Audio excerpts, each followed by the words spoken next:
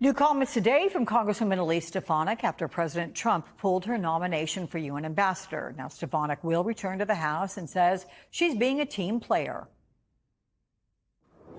The political realities are what they are, and it's very important that we have every single vote in the House. So I'm proud to be stepping up as a team to support the American people to get this done and to continue to support President Trump. And I believe that we will deliver results as we always have. So I am honored to be a leader once again in the Republican Party to deliver and put the American people first. Joining me now, Democratic Congresswoman from Florida, Debbie Wasserman Schultz, a member of the House Appropriations Committee. Congresswoman, good to see you again. This is becoming a very pleasant habit. But Stefanik said that they need every Republican seat in the House.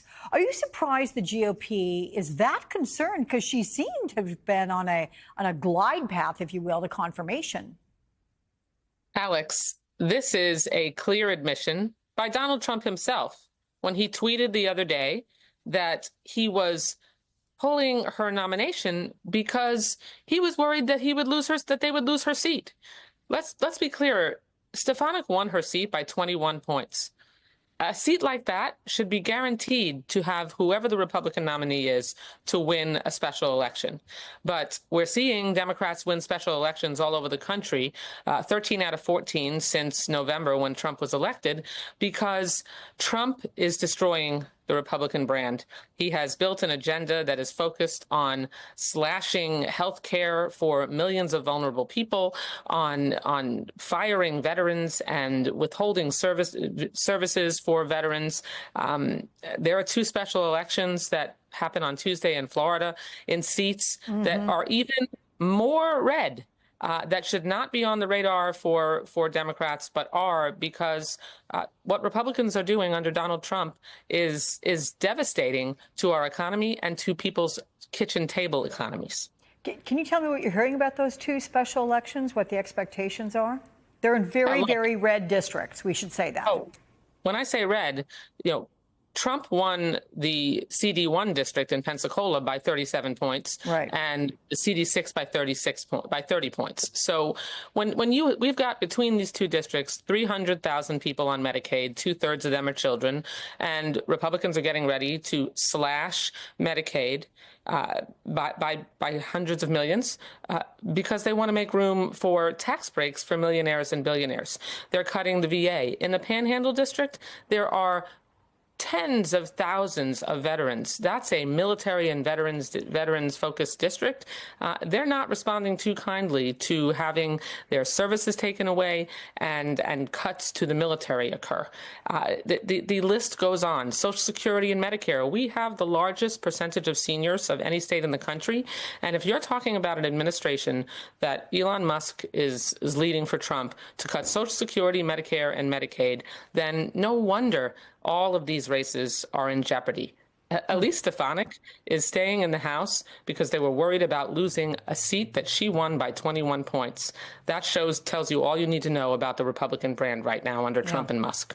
That one being in New York, we should say. So look, consumers are bracing for this week's tariffs to take effect.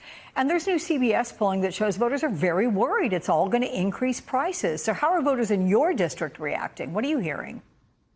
Look, the prediction by economists is that the average increase in prices from the Trump tariff tax will be about $1,200 for every American.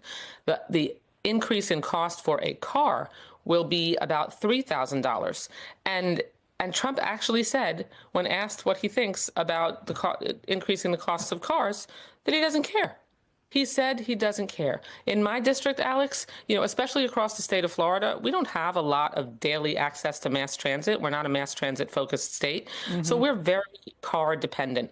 Tell a family that has to make sure that they can get their kids to daycare every day that the cost of a car is going to be increased by $3,000. And by the way, your president doesn't care and that he caused it. That's not going to go well for families who need to be able to make sure that they can get to work, get their kids to daycare and school. This is just the cruelty is the point with the Trump and Musk effort. They're cutting Social Security, they're cutting Medicaid, they're increasing their tariffs, which increased prices for Americans in food and healthcare and mass transit and cars. And what they promised was that they were going to lower costs, lower kitchen table costs. That's not what voters signed up for in my district. It's not what voters signed up for across the country, and it's why they're losing special elections. Let me ask you quickly, speaking of health care, the new decision from HHS Director RFK Jr. that he wants to cut 10,000 jobs from the department. You've written that he'd be a disaster for American health care. Does this decision speak to that? Absolutely. I mean, we're talking about outbreaks in measles that are spreading across the southwest of the United States, and they're cutting jobs. He fired the FDA head of vaccines.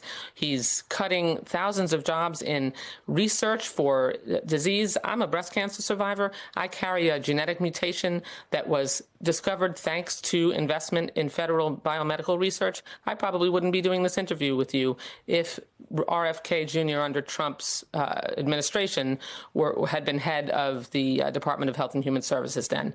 And neither would millions of Americans who would be deprived of the discoveries and the investments in healthcare research that are so essential to save people's lives. They don't care. The cruelty is the point, to make room for tax breaks for millionaires and billionaires.